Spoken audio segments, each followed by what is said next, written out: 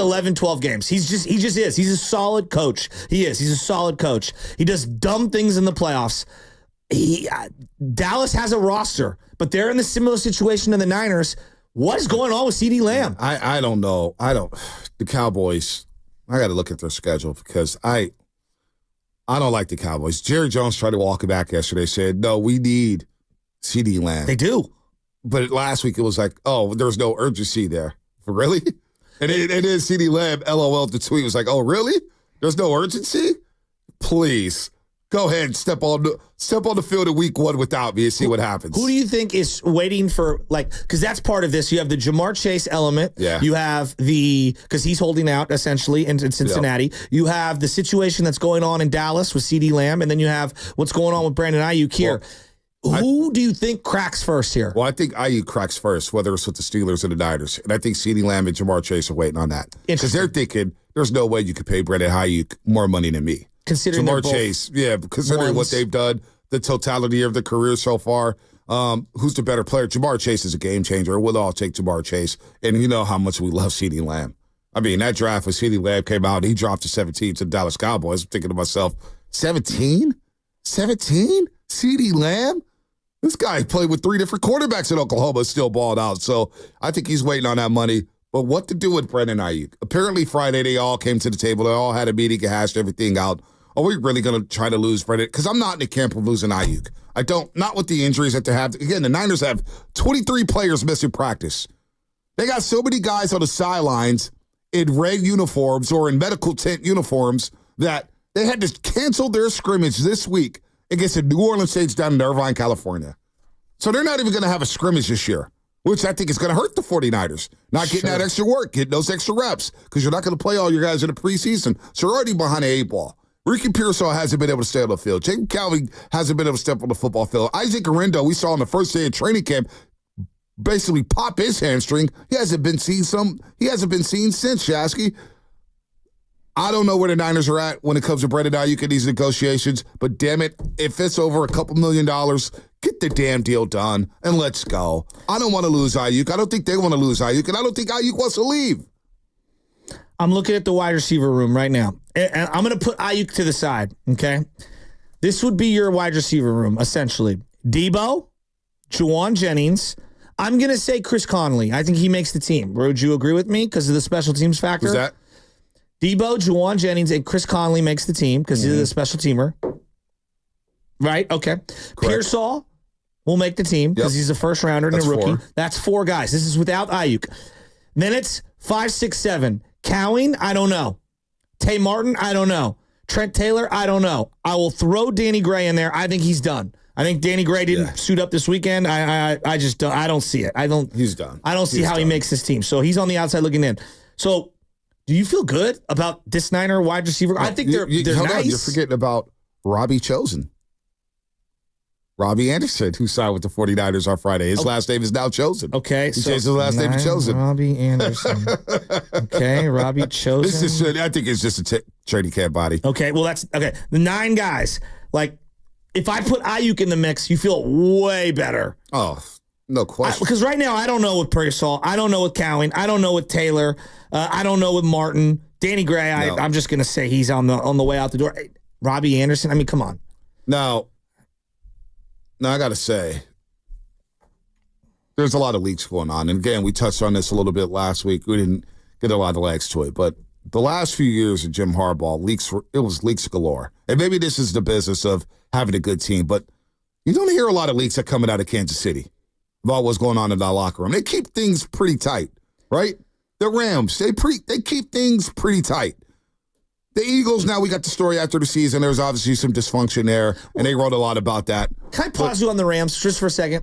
McVay did flirt with retirement and television after the season, and so did Aaron Donald before he eventually did, but not to this degree. Not to this degree. When they traded Jared Goff, it was like boom, we're trading Jared Goff, and we're getting. They know how to limit the noise. They don't let the noise blow over. There's a lot of noise going on with the 49ers, and there's a lot of leaks going on.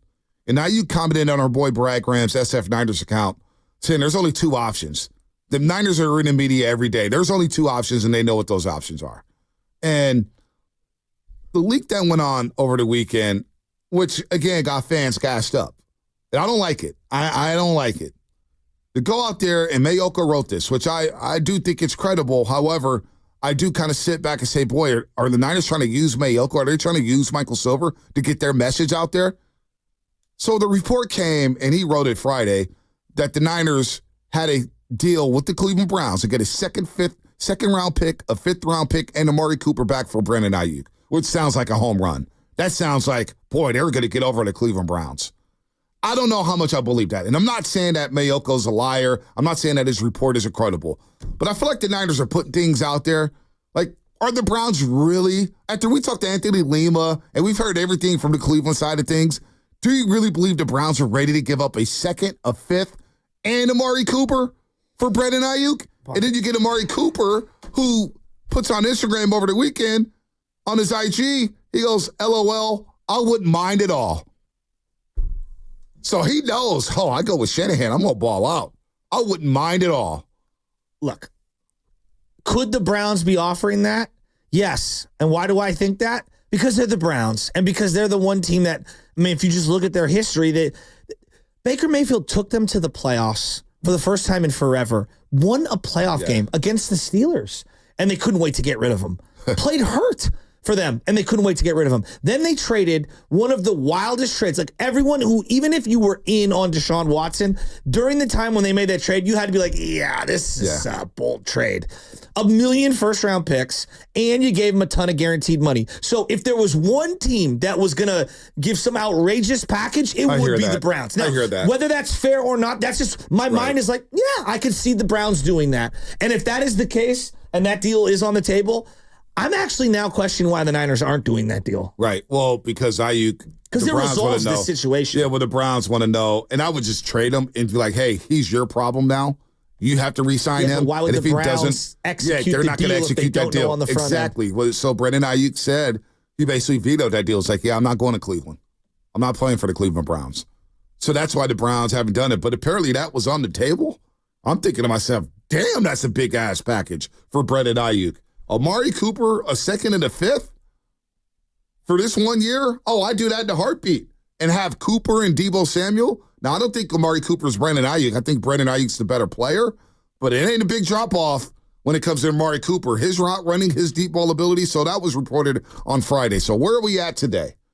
Like this thing keeps lingering and lingering and lingering, and it's getting louder and louder and louder. And now you're going to have a lot of disgruntled people here in a second. There's no doubt. And the other thing I keep coming back to is, like, not only does he have to get acclimated, and I know he knows the playbook and he knows Brock Purdy, but you still got to get him up and running for your team. That's number one. And any team that you could conceivably trade him to, each day that you get closer to week one, you're kind of only making the situation more difficult for yourself. No doubt. Right? Because he's going to have to assimilate himself to the playbook, to the quarterback, to the situation. Like, so I feel like both parties, Aiyuk and the Niners, are losing kind of like, not just leverage, but like you're losing the ability to be effective week one, like every day that goes by. Yeah, every day that goes by, you're losing a day against Sauce Gardner and that New York Jets defense. Exactly. And also, you got to pass a physical. Got to get on the football field. Once you get on the football field, you're not going to be in full pads right away. It's going to take you a couple days to get in full pads. Then you got to get in a football shape,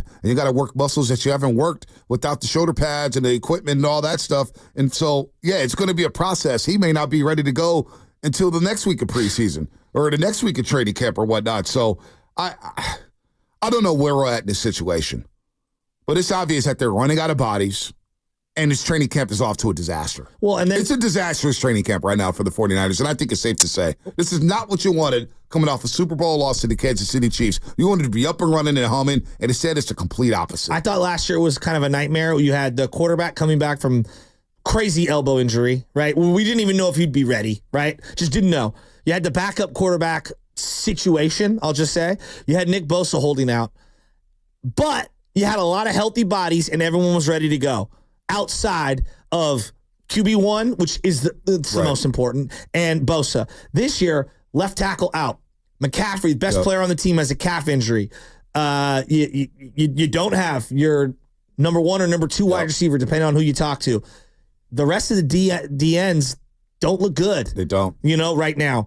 There's a lot of unknown. Dre Greenlaw out, right? Yep. So Yeah, there's a lot. And you're mixing in another new defensive coordinator like you were last year. So this isn't good. This isn't good. The vibes are off right now. There's no doubt the vibes are off. And we'll talk to Vern Glenn at 8 o'clock, KPIX Channel 5. He'll join us.